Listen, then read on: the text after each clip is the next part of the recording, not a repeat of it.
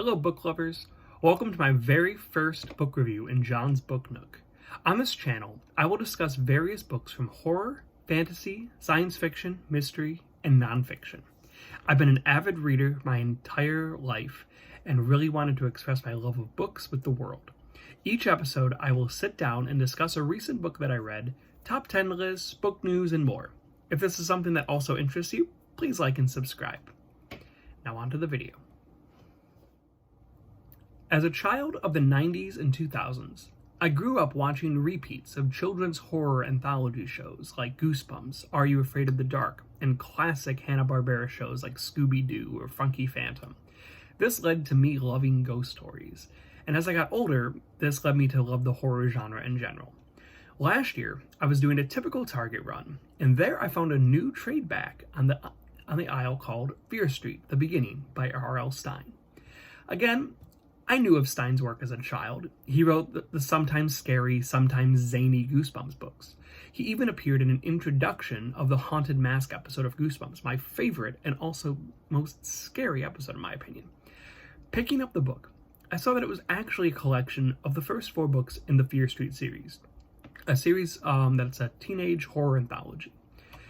The books began publication in 1989, and last year had a trilogy of films released on Netflix. The main setting of the tales is the city of Shadyside. It's a typical American city in an unnamed state, although most likely on the East Coast, given a couple geographical hints. The tales in the collection are as follows: The New Girl, The Surprise Party, The Overnight, and Missing.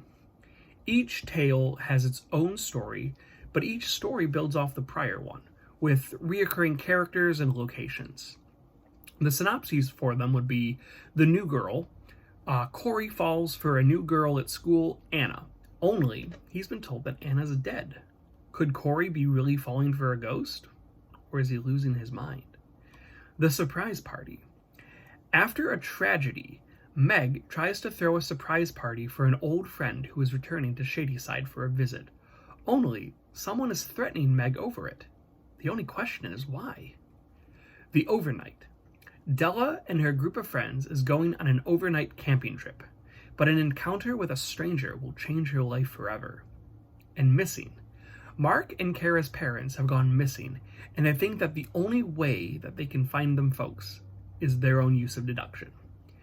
Now, being familiar with Stine's child series, Goosebumps, I did take a little time for me to get used to the few more mature themes and content of these stories. These are definitely for a young adult audience, but it's a great example of that pulpy YA horror and suspense genre.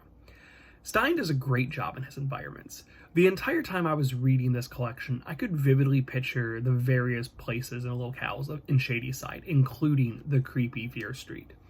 The stories are written in that typical Stine fashion, with each story ending in a twist, and chapters are often ended with a cliffhanger, which led to me constantly telling myself one more chapter, over and over while I was doing this read-through.